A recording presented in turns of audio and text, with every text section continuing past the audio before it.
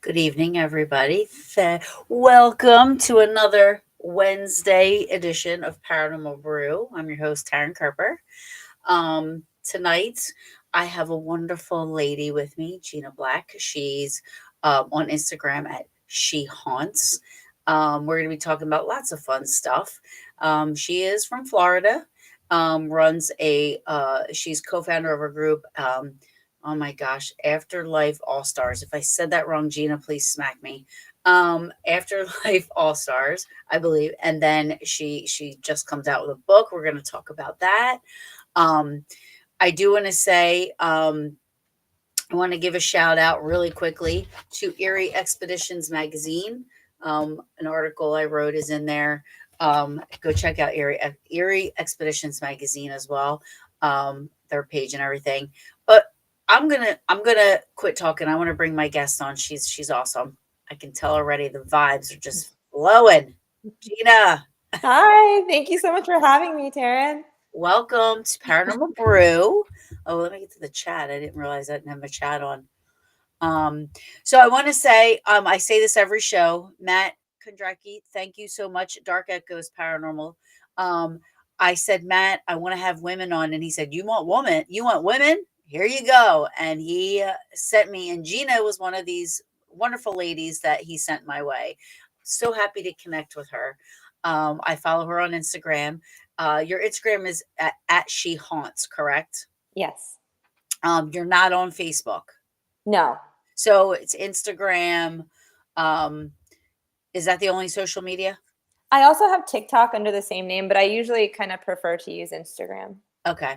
So at She Haunts, awesome, awesome, awesome. I want to get into all the good, juicy stuff, like, how you got into this and, this and that. So we'll start from the beginning, Okay. and just basically, how'd you get into the paranormal, and we'll go from there. Okay. Well, I grew up in New York, New Jersey area. My family moved around a little bit, and I was raised with a lot of, campfire stories and things of that nature. So my parents were both very, proactive with, telling scary stories and letting me watch scary movies. And I was always just very into it as a kid. And it wasn't really until I moved to Florida when I was 11 years old that I had my first paranormal experience, and that was actually in the home that we moved into. So the home that my parents purchased was not a very old home. It was, I want to say, maybe three families had lived in it before us. It was, I want to say, 1970s or early 1980s build. And so it was kind of unusual for there to be activity, but nonetheless, everybody pretty much in the home has experienced something. I'm the only one out of four that has never seen it. Everybody else in my family, of course, that would be how it goes. They've all seen entities in the house. I've never seen it with my own eyes, but I have heard things, and I've actually witnessed a little bit of poltergeist activity. So that was kind of interesting, and that sort of got me very much into it. And I want to say I didn't actually own any ghost hunting equipment until I got married, and my husband, for a Christmas or a birthday, he bought me a couple of, he got me dowsing rods and an EMF reader. So I kind of, I got more interested as I had that. And, so I started doing some How light old are you when investigating. how old are you when you've got your first ghost hunting equipment? I want to say I don't know. I was in my 30s. Okay. So It's okay. it's all a blur I at was these. a late I was a late bloomer too. That's why I asked. I Yeah. wasn't one of those people, at an early age was doing this stuff. So, all right. Yeah. So, Um, and then I kind of met some like-minded people a couple years ago, and one of those people I co-founded a paranormal team with in 2024, which is the Afterlife Allstars. all right. So, family is all into this, right? They're all believers because we kind of we lived in a home that was super active. So Right. You're not in that home still. I'm not, but my parents are still in that home. So, Yes. do they ever join you on any of your paranormal, excursions and stuff like that? Do they ever come out or do they ever? No, they don't. No, they don't. But I once in a while I'll go to their place with my recorder or my equipment, and we've captured quite a few EVP. We've captured some interesting EMF spikes and things in areas where we had everything was turned off, and there was a lot of interesting activity. And it seems to be a positive thing. It doesn't seem to be anything negative, and I think you know it's just coexisting with them, and Yeah, they're cool with it. So that's awesome. yeah, And you have siblings? I have a brother. So your Yeah. brother is your brother like into it too? Does he or is he like no? I'm No, good. they acknowledge that it's there, but they don't really have the interest I do in kind of pushing the boundaries and asking questions and getting, into the nitty-gritty of it all. Um, Real quick, shout out to Ajing. She's in Indonesia. I always have to say hi to her because Oh, we're that's being watched in awesome. Indonesia. So I wanted to let you know that. Uh, Hi. so So when you say in your house you witnessed poltergeist activity, Yeah. what kind of things would you experience in your house that made you go, "Okay, I want to delve more into this and learn about it," because I that would scare me at a young age. You know what I mean? Absolutely. So there was quite a few things that happened, but when I was in high school, I used to get up really early for school because they whatever high school, I forget what time we had to be there, 7 in the morning, 7:15, something really early. So I would get up, early so that I have time to get my makeup on and everything before school. And my bedroom was actually connected to this guest room where most of the activity was centered around. So I shared a wall with this bedroom, and I would hear all kinds of shuffling. I would hear light switches turning on because in that hour when it's so quiet in your home, you can hear a click of a light switch. Right. And I've seen the door close on its own to that bedroom. I've seen the blinds moving, no air conditioning or fans on. And there was an incident where one of my shoes was thrown, and I didn't see the shoe flying through the air, but there was nobody home, and the shoe went from one side of the hallway to the other. And so that was kind of an interesting thing. I heard the sound, and I came out and I saw the shoe on the ground. So something threw a shoe, pretty significant amount of distance. And it was things along those lines, mostly the doors closing and opening on their own, just in that one room. Nowhere else in the house did this really Interesting. happen. It was just in the guest bedroom. And what was interesting, what happened was, so when my family moved into this home, there was a lot of furniture that they sort of just made a deal with the previous owners. Okay, we'll buy most of the furniture.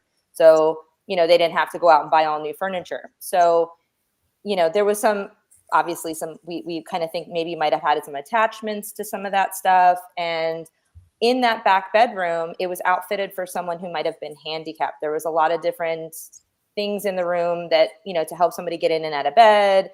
There were bars in the restroom over the toilet to help somebody get in and out. So we think that somebody might have been living in that space, that maybe an elderly person or someone who needed assistance, maybe a mother or father-in-law.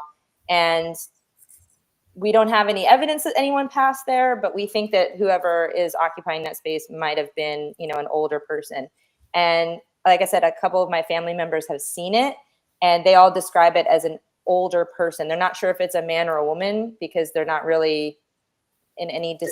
distinctive outfit or anything, but they look Yeah. like an older person kind of hunched over, and they've seen it many times. So Interesting. And you never have. I've never seen it with my own eyes, which Wow. is, every time I go over there, I joke. I say, well, I'll go and say hi to the ghost in the back room, and maybe one of these days I'll see it, but I never have. So do you think that you have some sensitivities? Since I've been investigating, pretty regularly for the last few years, I think I don't want to say I developed sensitivity, but I think what it is when you do so much investigating that you become in tune with yourself and you become in tune with locations. So you understand what it means to investigate. To be a good investigator is to quiet down, really listen to the space, be very, very aware of any knocks, any taps, anything that moves, so that you can kind of cue into these things, and maybe it could help your investigation. So in that way, I have become a little bit more sensitive. I think one significant change that I noticed since I got started is if I go into a room that's really active, I might feel the shift and I might say, oh, this room feels really heavy. Or, Yeah. oh, this room feels a little charged up. You just feel that electricity in the air. Hmm. But, and I could walk into a room and say, I don't really feel like there's anything in here. Yeah, yeah. I kind of feel that. But it's more of a vibe of the room. Hmm. So that's the most I could really say. But I think anybody's able to do that. Is if you walk into a space and really try to listen and let that space talk to you. Yeah, for But sure. That's one thing that I try to do. It's kind of hard sometimes, like depending on who you're with and how many people are there and the type of area it is. But when I go to an investigation, I like to lay on the ground and like put my arms and my legs out like this, and lay down and close my eyes and like for 10 minutes just listen and feel that, like wherever I'm at, the location. Because then, if you're hearing natural noises, you're going to remember, I heard this natural noise, as opposed to hearing something. So I totally agree with you with that. Like, quieting down and just listening to the location, feeling the location, as kooky as that sounds, but that's what you're doing. You're taking in the vibes and the vibrations from what's going on around you. And absolutely. it's important. Now, I know you said that you don't have a record of anybody passing at your house, but is there history, of the land or anything like that? Do you ever, and do you do that with investigations? Do you try to find as much history as you can before you go somewhere? Absolutely. I think that's really important to try to find as much out about a location before you investigate there. So that way, any questions that you pose or experiments that you do can be relevant to whoever may have lived there or whoever might be occupying that space. And I would say when it came to my home, we really couldn't find anything that was on record. Because the thing is, that area where my parents live now, it was very underdeveloped for a very long period of time, and it was farmland for a very, very long time, up until the 60s. And what we did kind of, theorize is that maybe it might be there also might be somebody who lived on the farm. Maybe somebody is occupying the space that used to live on the land.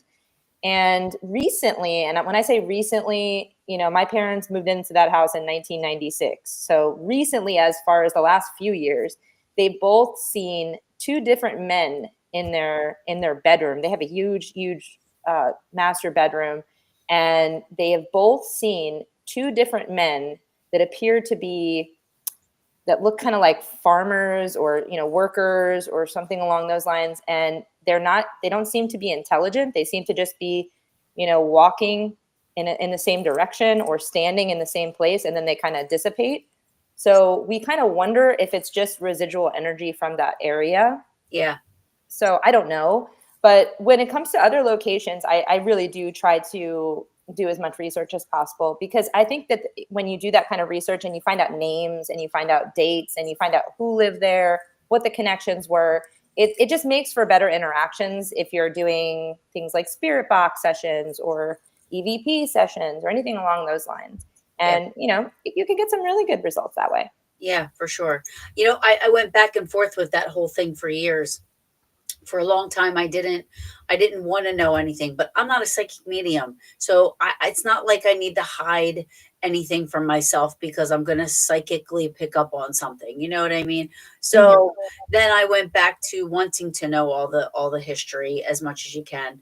um you know look Public locations are a lot easier with history than private, private homes. Do you so before we I was going to ask you a question, but we'll get into it. Let's take it.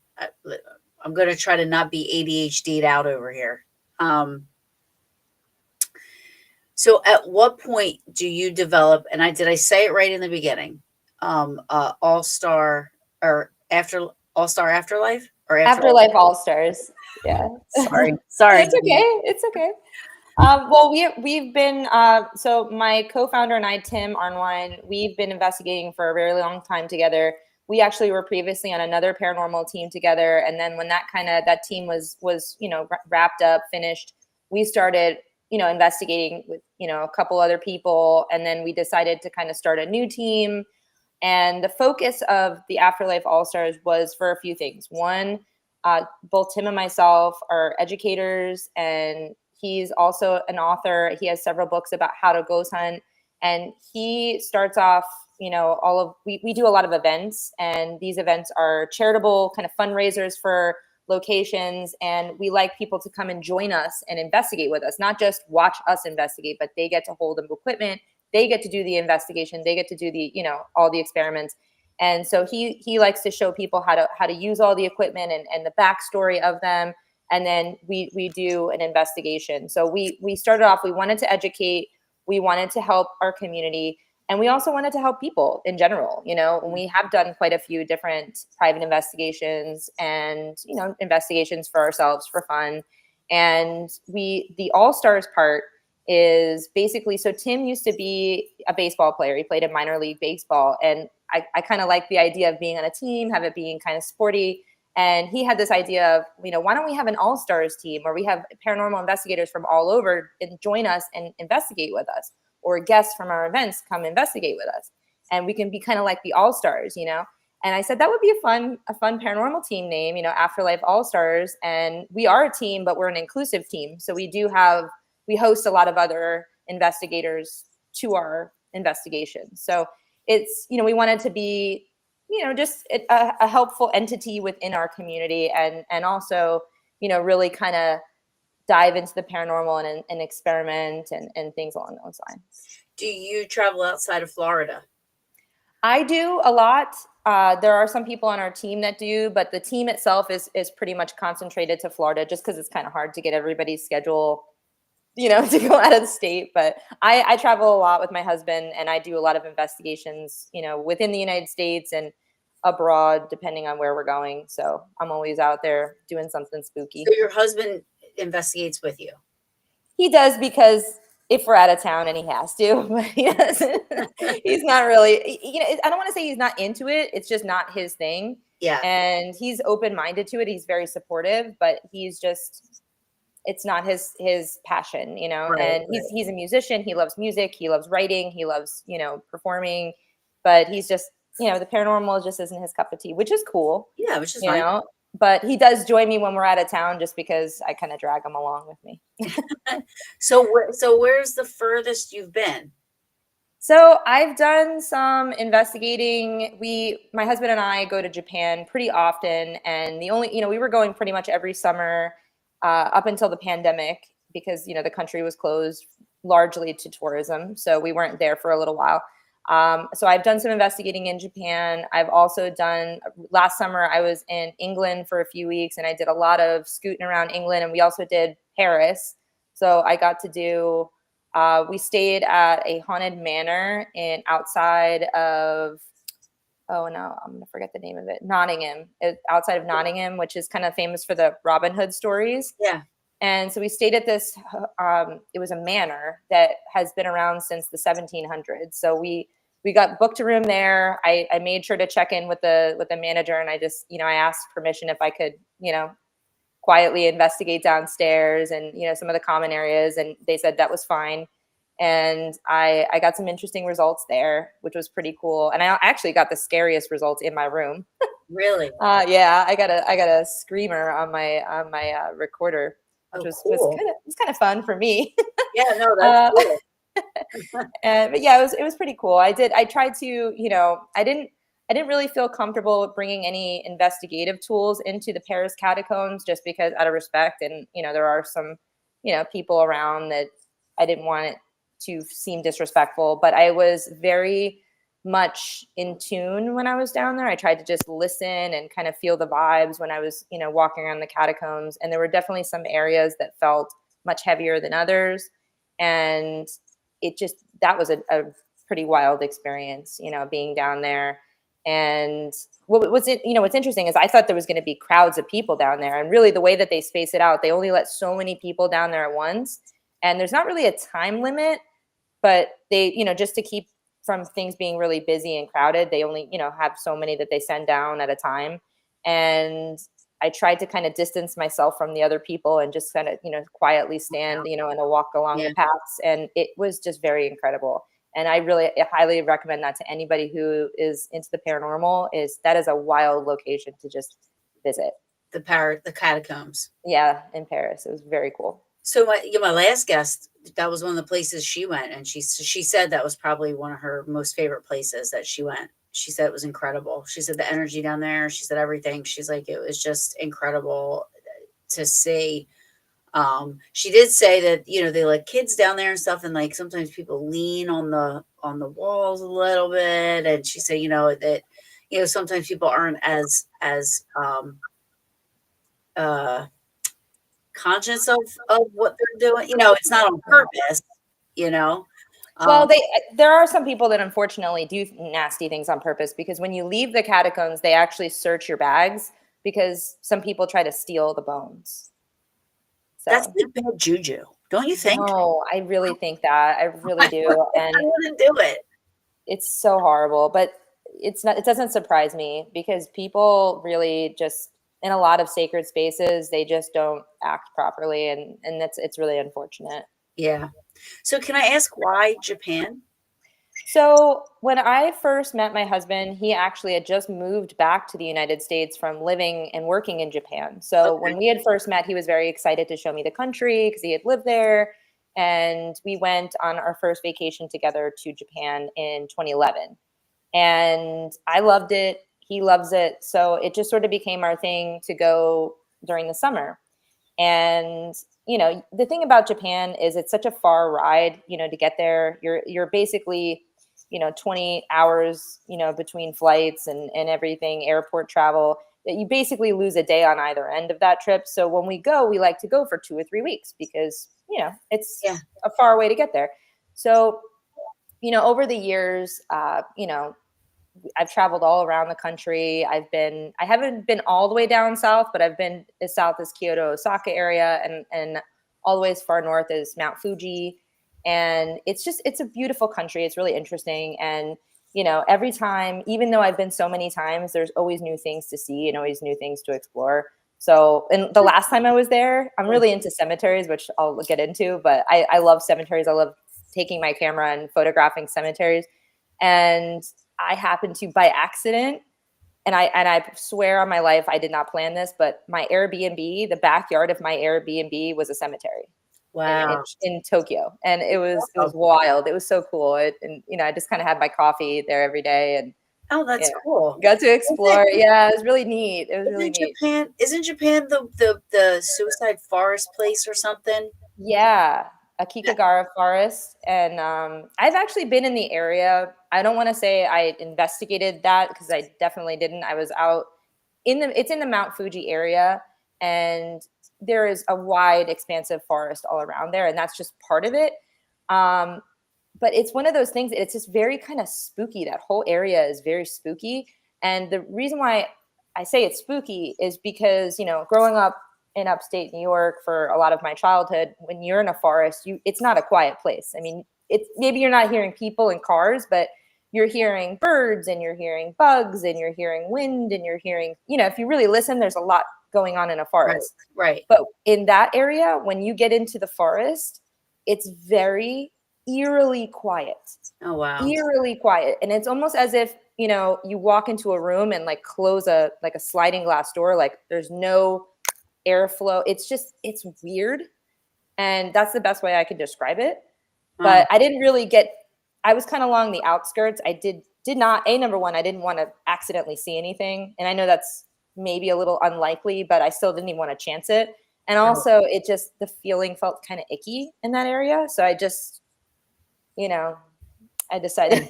So many people say they want to go there, but I'm like, um, really quick, somebody is stopping by to say hi to you. Okay. Oh, wow. Hi, Matt. Oh, we can't hear you. Matt, I can't hear you. I can't hear him. I can't hear him. His, I can't hear you. Can you hear me?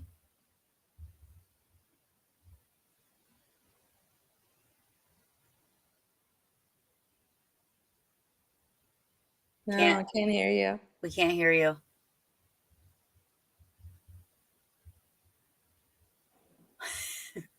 We can't hear you. Wait, is that you?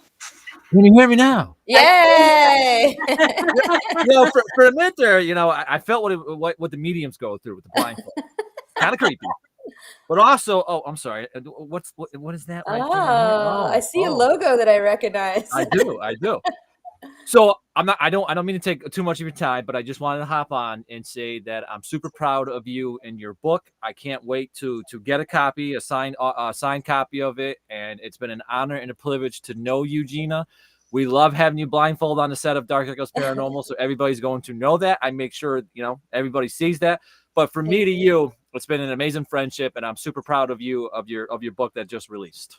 Thank you so much, Matt. I really appreciate that. Yeah, Matt, and thank you for connecting us. Everybody that's been on my show that you have sent my way, I've given you total props for sending them my way. Yeah. So, and I get so much positive feedback from the guests that I've had on, and I say, well, Matt sent them my way. They were great guests. It was a great show. So, I so appreciate you helping me out with my last, I don't know, 7 episodes. 8 episodes. Hey, look, if you need more, I have tons more that messaged me and said, hey, I want to be on the show. So I'll send them. But like I said, don't want to take up too much of Gina's time, but it's been an honor and a privilege, and I'm super proud of you and your book. And remember, I need that book with that signed out copy. Absolutely. Thank you so much, Thanks, Matt. Have a good one, ladies. Thank Bye. you. Bye. Oh, that was nice. That was so nice. That was sweet of him. All right, so we have a couple things to talk about. I don't want to get so let's talk about the cemetery thing first, and then we'll talk. I definitely want to talk about your book. But the cemetery thing, you said that you love. I mean, I love cemeteries. I love walking through cemeteries, reading. I love old cemeteries because the headstones tell you so much about who's there, and we don't do that anymore. Yeah, that's actually what my book is all about. Oh, really? Yeah. So my book is actually about hidden meanings in cemeteries. That's the whole book. And I actually get it here. I'm gonna have to get me a copy. So the book basically, what got me into all of this was during the pandemic when everybody was, not going out and partying and there was, the social distancing and all that. I decided to basically keep myself sane. I, took out my Nikon, which I hadn't used in a really long time. And I was just, going out and taking pictures and editing. It was sort of became a very therapeutic thing for me because I could go out and take a walk. And then I could also had something I can do when I got home and kind of give myself an artistic outlet. And I decided one day I was going to go to a cemetery, and I hadn't been in a very long time, probably, I can't even remember, before that, how long it had been. And I had such a great afternoon. It was the perfect weather. It wasn't too hot. It wasn't too cold. And it was kind of cloudy. So it was good for pictures. And I just had a really good time, taking photos of angels and, old headstones and all that kind of stuff. And I really enjoyed it. So when I got home, I, was editing, and I kept noticing a lot of the different symbolisms were coming up on all these headstones. And I was just curious. So, I started looking into it. And then, I started going out and doing more cemeteries and researching where I can find others. And, I mentioned I do go out of town a lot. So I started taking the Nikon with me when I went out of town, and I would go after historic locations. And, you meet people, a lot. I've actually gained so much knowledge from just talking to people in cemeteries. Yeah. I met a man when I was in Daytona who he saw what I was doing. He saw me taking pictures, and he's like, "Hey, come here. I want to tell you about this property." He's like telling me all, but Oh, wow. this crazy history of this property. And, you meet people like that are very passionate about their location. And, then I started getting into cemetery tours. You would take a cemetery tour of Salem. You could take a cemetery tour. I took one in England, in New Orleans. You take them all over, and you learn so much about the people that are there, the type of artwork that's there. So it just sort of became a project of mine, just researching and learning about it. And then I started to talk about it on social media. I started just mentioning these little facts because I thought they were interesting. And I'm like, okay, everyone's going to think I'm totally crazy, but let me tell you guys about iron gates and why they're there and what the point of them is. And so many people were really receptive to it. And I was kind of surprised a little bit because I thought this was just my nerdy, weird project that I was doing. And so many people, came out and said, I'm also interested in cemeteries. I too like to take photos. And I found this whole really cool community on Instagram of, photographers and people that just genuinely just like cemeteries. Yeah. And so I started doing more videos and, just talking about the different hidden meanings. And, then I landed up, meeting this publisher that, commissioned me to put together this book. And really, it was such a fun project for me to do because it also kind of pushed me outside of my comfort zone because I took almost all the photos in the book. There's a couple that are AI generated just because I might have not had certain pictures in my catalog, but 90% of the photos that are in my book are all taken by me. So it was kind of, giving me some creative outlet, that I could explore a little bit more. And it's a passion. So, although I will say that writing a book is not easy, I know, but when it's a passion, it's got to come a little bit easier to be able to get your thoughts out and be able to put it together because you love it so much. You know what I mean? As opposed to writing a mathematical book. Yeah, that was never my subject in school. Right. Yeah. No, I mean, I love art, I love history, and I love, spooky anything really. And so for me, it was fun because I got to, go and start working on photography, really kind of play around with that. And then I was also getting a chance to really learn some interesting historic facts, and which, like you mentioned, have largely been lost to time. And for many, many, many years, it was a huge cornerstone of society. What the idea of death was, like one of the most important events in someone's life. Not that that isn't now, but back then, people, they planned their own headstones or they planned their own family plots, and they were very meticulous about what type of artwork went on those plots. Everything had a meaning. And, a lot of times, it was people would spend a large amount of their income on that cemetery plot because it was that important to them. And it would continue to be a place where the family would continue to visit. Back before we had national parks, cemeteries were the place where people would convene. They would get together on Sundays after church and have a picnic, have, lunch. And when the idea of national parks started really popping up and being more, cultivated, people stopped going to cemeteries as much, and that shift in society happened. And it became more of a macabre thing and less of an accepted thing. So it's just, for me, I find that to be an interesting, part of our history, because really in the United States, cemetery culture it's night and day back in the Victorian era than it is right now.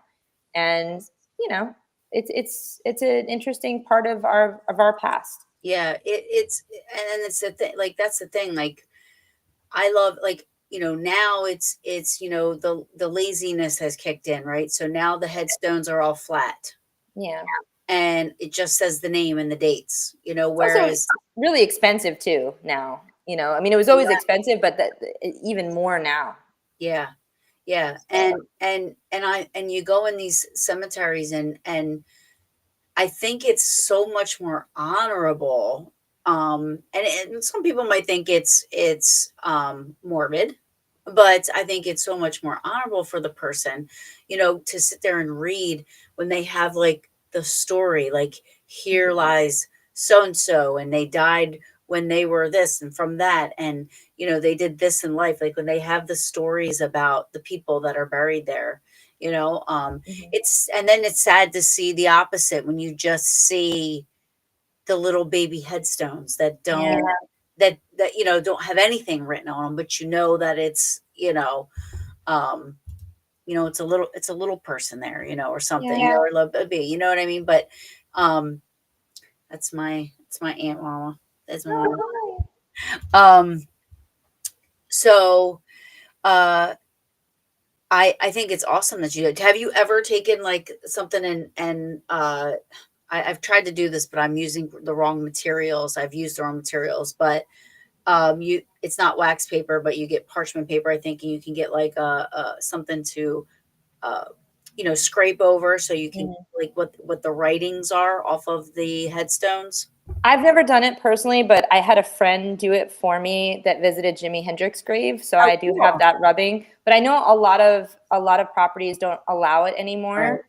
And because I think really what it was people were maybe using the wrong materials and damaging old headstones. right. But there are still some places that allow that. And I think, if you find the right spot, you can act it's a really cool form of art. I think it's interesting. I've seen some people on Etsy doing it.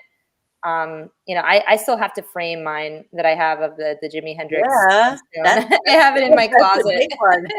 Yeah. Yeah, I love him.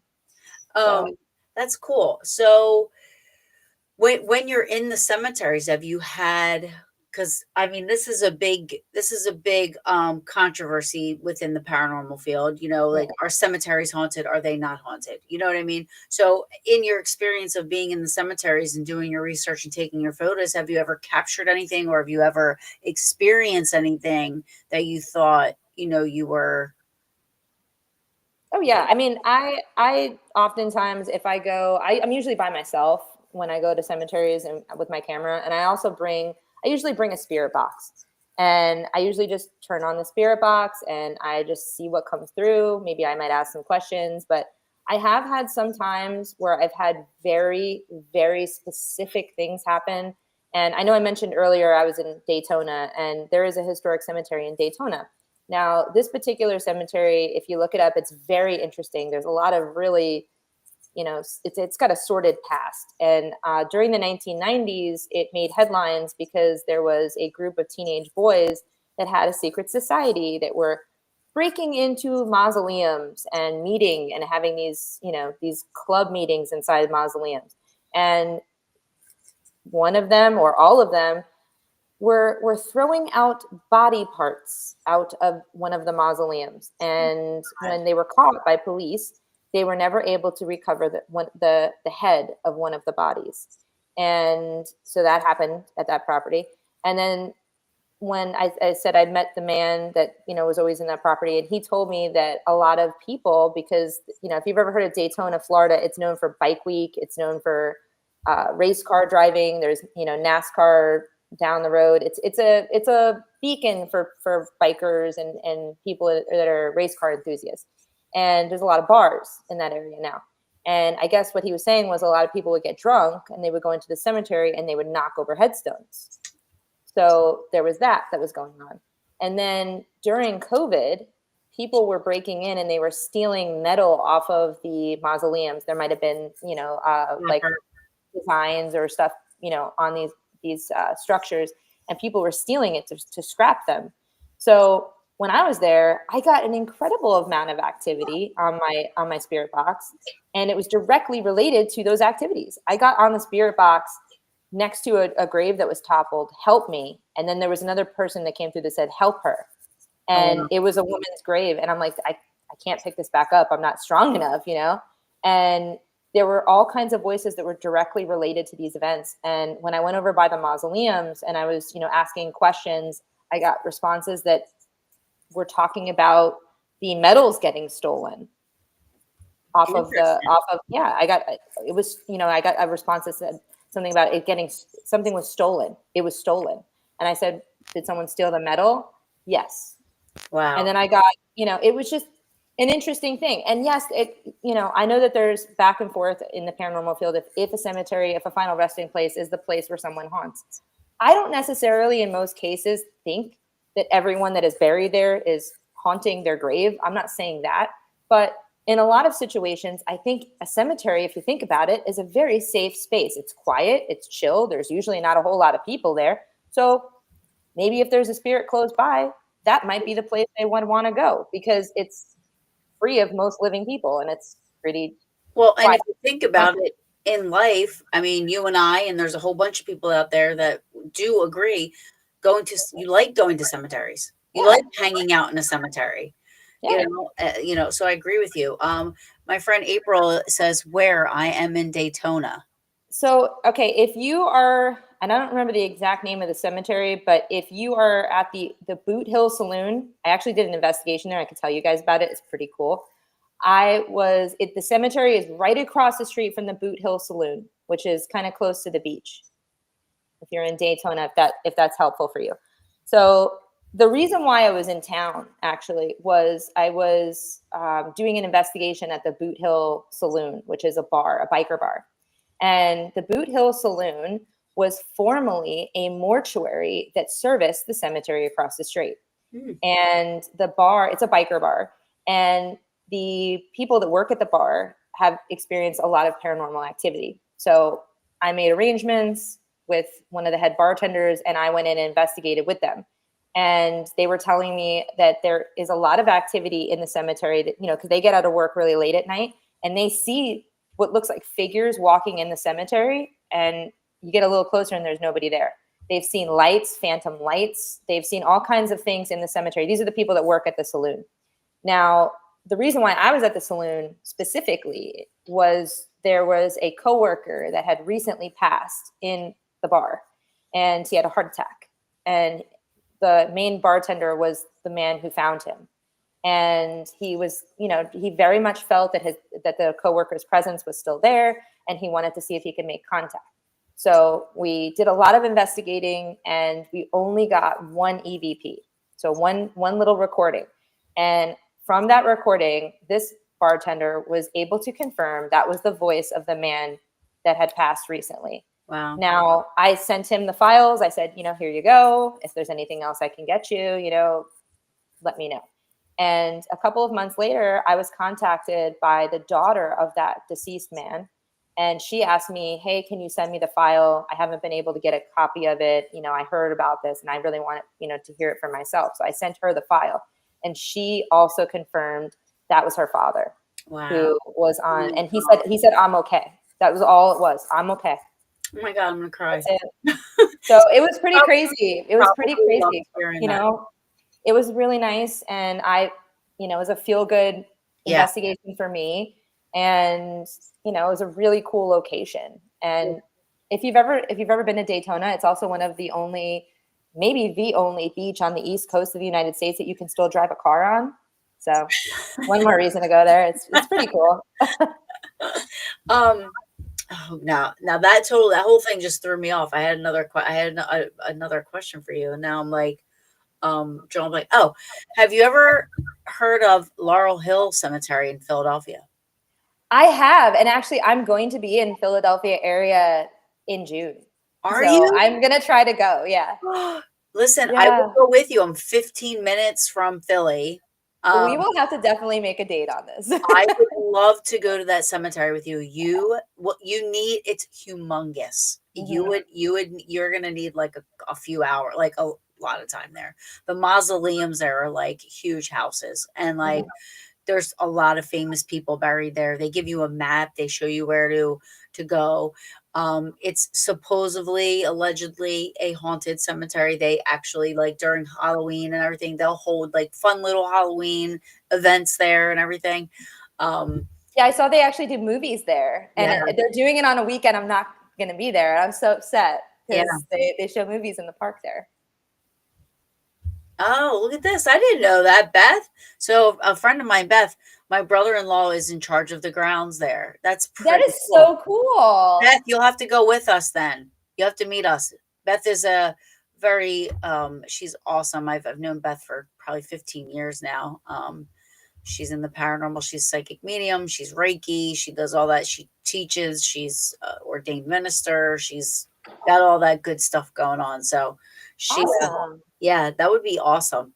Well, Um, definitely, I will let you guys know. Maybe we could do a little paranormal meetup or something. I'm going yeah, to be there. I have to get the dates. It's the last weekend in June, and I'm going up with one of my friends, and we're doing Penhurst. Penhurst is We're amazing. I'm excited because I've never been. We're doing an investigation there on a Saturday, and we also are driving over to Jersey to do the White Hill Mansion. Oh, yeah, I don't know if that's you've heard of that. I'm very good friends with the guy that runs that, Kyle Mangus. Yes, Yeah. I've been to White Hill lots of times. Yes. Okay. So yeah, that's our plan, and then we're flying out that Monday. So we're trying to we're still in the phases of kind of planning all of this, but we're gonna spend a little time in Philly. Because we're flying in Friday evening, and then Friday morning we'll have kind of in that area before we drive to Penhurst. So Yeah. So yeah, Philly is 15 minutes from me. I'm on the Jersey side, but oh, okay. I'm 15 minutes from Philly, and I'm 30 minutes from White Hill Mansion. Okay. So but yeah, if you are gonna check out Laurel Hill, yeah, I don't know if she's gonna have that much time. West Hill Manor. There's another one that Beth, she runs it. It's called West Hill Manor.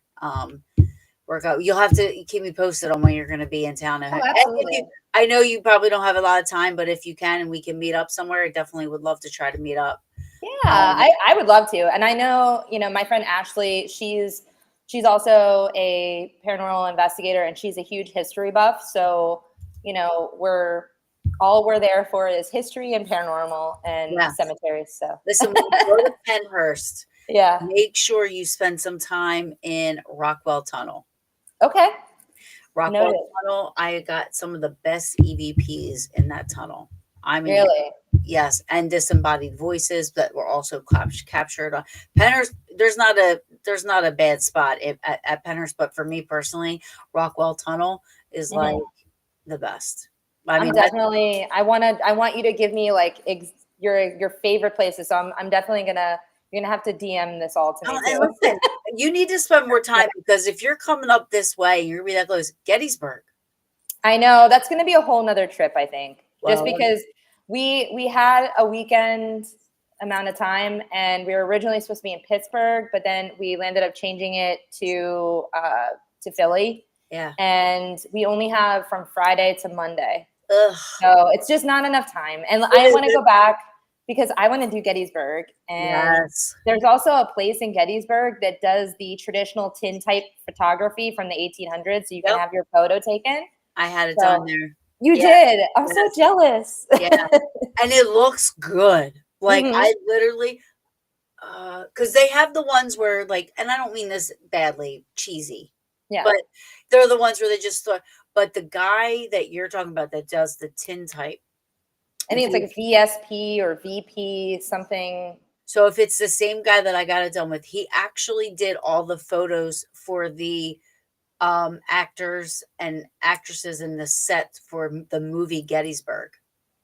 I think it's the same person. Yeah. I'm pretty Yeah. sure. Yeah, and it's a little pricey, but it's so worth it because it looks so real. Like Yeah. I'll have to send you the one that I had done. Yeah, definitely. I collect tintypes. I love all that stuff, and I'm a huge fan of old and early photography.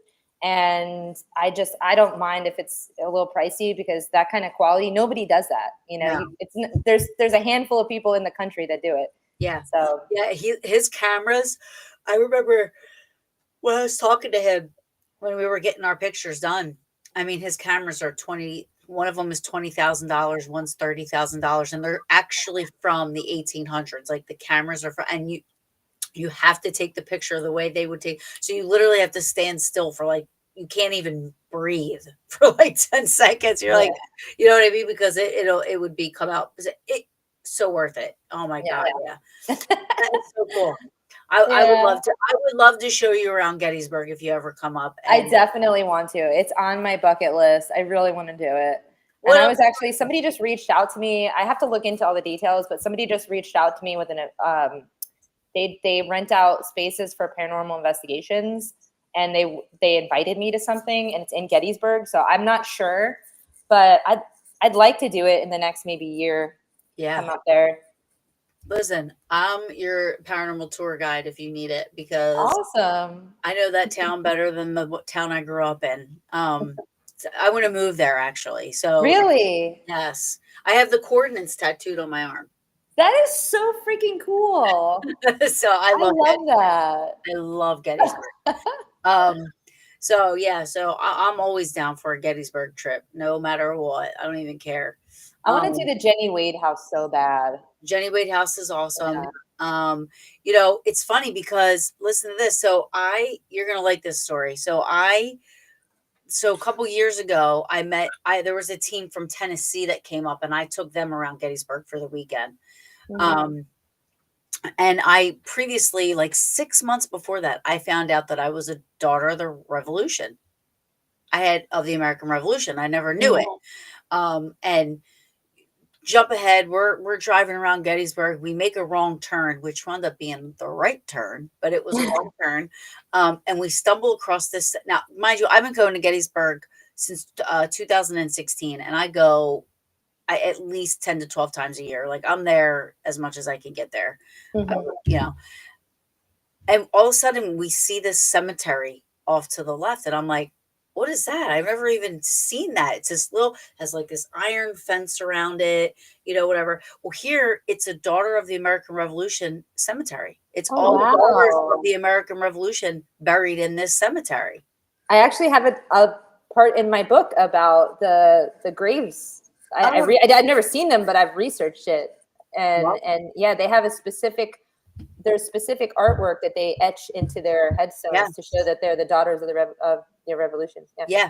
So it was so cool because again, I've been going there for how long, and you still stumble across things Yeah. that you're just constantly learning when you go there. I mean, there's a bridge that has a dino print on it, Oh, that's so cool. dinosaur prints. So they took the Yeah. rocks and the boulders, and that's what they would use to either make the monuments or they would make the bridges with that were already in the fields. Well, during them finding these big things, they found a boulder with two dino prints, and they actually kept the dino prints and used them and put them on the bridge. So you can That's so see cool. the dino prints on the bridge. It's the coolest We place. don't have anything like that in Florida that I know of, but we have my city that's kind of like that. Like your Gettysburg is for me is St. Augustine. Well, I was gonna say, have you And been to the oh lighthouse?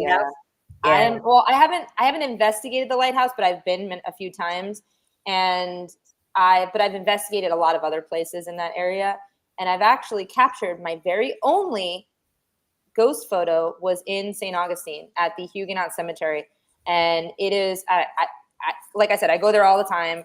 I was invited to a bachelorette party for one of my girlfriends, and I'm always the spooky one in the group, right? Everybody's in like their little pink dresses, and on here I am like goth over here.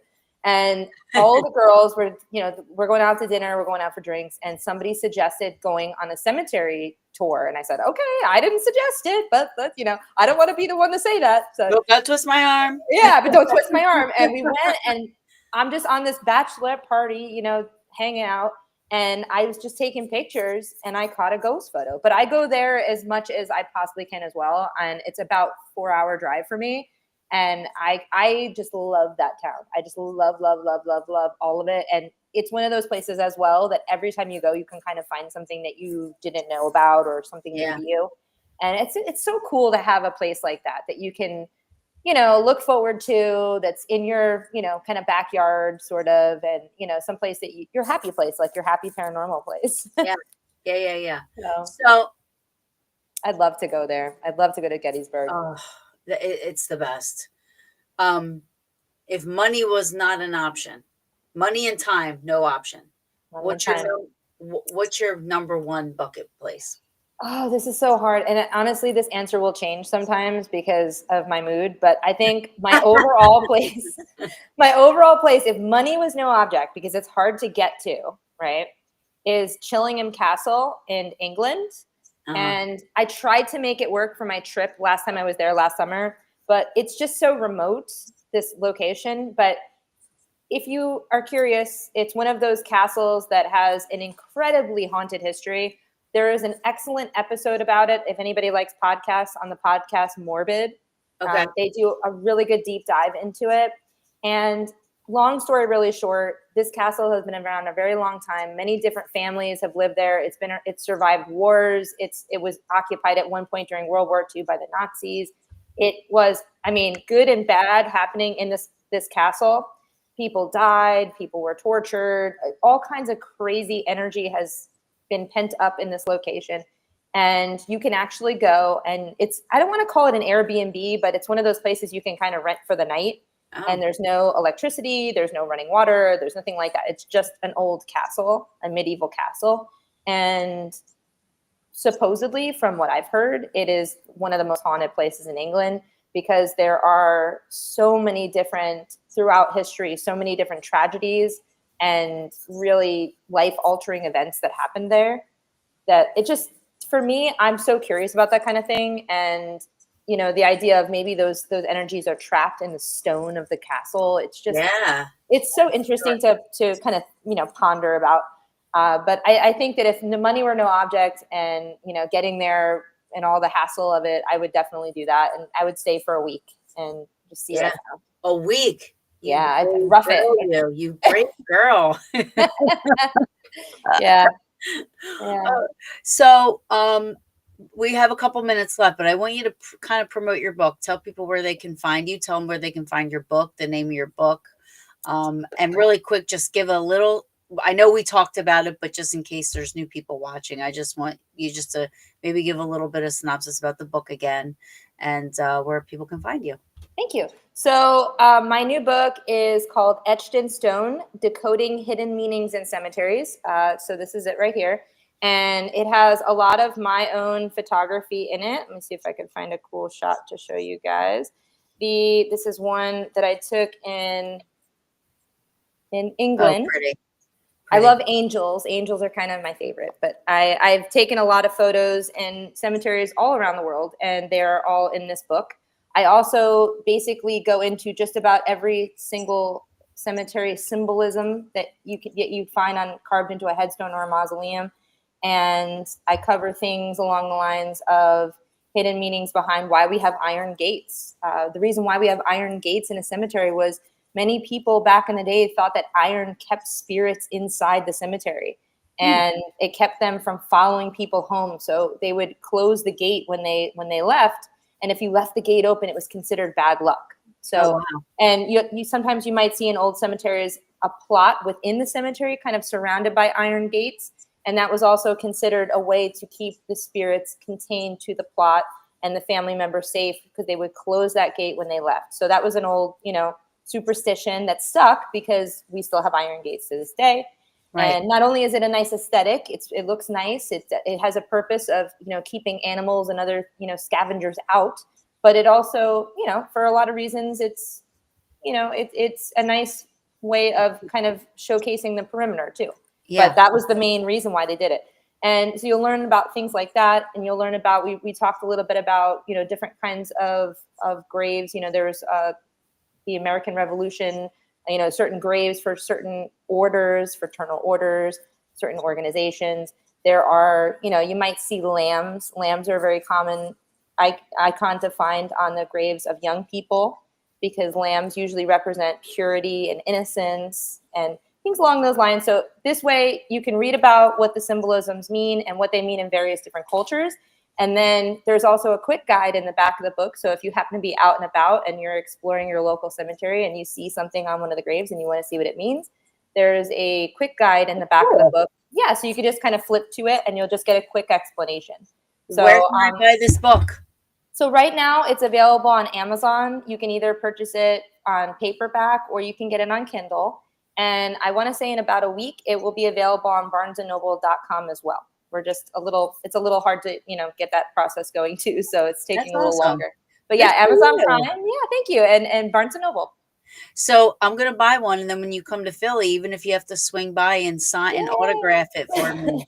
Awesome. Definitely. Thank you. So I have an autograph copy. That is awesome. So Thank you. thank you so much for coming on. This has been amazing. If there's anything that we didn't talk about that you want to talk about, Oh, I just saw somebody wrote in the chat, so it's not about grave grave robbers. robbers. So gates have always been a good way of keeping grave robbers out. However, the reason why they were made from iron specifically was because people superstitiously believed that that would keep spirits where they were. Another thing that pops up in some areas of New England, specifically, nowhere else in the United States you're going to see this, is something called a mort safe. So a mort safe is an iron cage over top of a grave. Oh yeah, Have you seen those? There are some in Pennsylvania. I want to say there's a couple in Massachusetts. They were pockets of areas where people immigrated from Europe and they came to, the New England area, and they brought that tradition. So that tradition started in the UK because around the time when people were, medicine was really taking off and people wanted to learn about the body and the biology of the body, the anatomy of the body, they needed to dissect human bodies. And it was really, really kind of difficult to obtain those bodies because of religious reasons. So what would happen is these men would go out and they would dig up fresh bodies, because that was the other thing. The body had to be fresh to give to a doctor or a school. And they would sell the bodies to these medical centers so that the doctors could dissect and learn about the body. But obviously that's very upsetting to have a grave robbed. So their answer to that was the mort safe, which was specifically designed to kind of go right over the top of the grave. And another way you see these mort safes that kept out grave robbers was a huge slab of concrete right on top. So they would have their regular tombstone, and then they would have this huge, huge slab right over top. So it would be difficult for robbers to kind of dig around it. Right. So those were another thing that you would see. But those were, gates in general, they do kind of keep people out, but people would hop over the gates anyways. Yeah. So that was kind of the next level of security. So I have to say, sorry, Fear the Living Pod, Chris. When he said, so it's not about grave robbers, I thought he was asking about your book, because it said, oh, no, I know what he meant, because we were talking about the gates, and I think right. that's a very logical thing. You think that gates keep people out, Right. But it was the material that mattered to people. It had to be iron. It couldn't be, a wooden fence. It couldn't be any other metal. It needed to be iron, and and that's why we have that. That's the aesthetic now. So if you see most cemeteries, you're going to see beautiful wrought iron. A lot of carving and designs and all kinds of things along those along that nature. But that was the reason why we have it. So it's awesome. It's pretty cool. Yeah. Yeah. That was awesome. This has been this has been a great interview. Thank you, Gina. Thank you. Please go follow Gina. She's on Instagram at She Haunts. Gina Black is her name. Her book is on Amazon, Etched in Stone, which I am going to get because I really am interested in that. It sounds really, really interesting. And hopefully when in June, I get to cross paths with you, for a little bit. Yeah. That would be fun. Yeah, it would. Yeah. I'm buying the book. Yeah. It seems thank you. It sounds like it's awesome. You learn when watching the brew. Yeah. That's what I hope. I hope everybody learned something. I want to thank you for coming on. And I look forward to, one day having you on again in the future, and I would love to meeting up with you, and, congratulations on your book. Thank you. And congratulations on and hopefully one day you get to your castle. Yes, I hope so too. One of these days. One of these days. Oh, that's so great. Well, it's about that time, folks. I want to thank everybody for joining us, and thank you everybody for in the chat, and everybody for watching. I ask, please share the show out, not for me or Paranormal Brew, but for Gina and Etched in Stone and She Haunts. Please share it out. Get the word out about Gina and all her fun, awesome stuff, and educational stuff as well. And your group is All Star Afterlife. Afterlife Allstars. Shit, why do I keep looking up? ADHD. Afterlife All Stars is the name of the paranormal group. I am so sorry. I keep doing it. It's all good. But yeah, Afterlife Allstars. We're a paranormal team in South Florida, and we run events to teach people about the paranormal, and have people join us on investigations. And we're just a goofy bunch that like to have a lot of fun. So please check it out. Yeah, which you said. You have a good night, dear. I appreciate. Thank you so much for having me. Thank you so much. You've been great. Thank you, everybody. You guys have a good night, and I'll see you guys next Wednesday. See ya.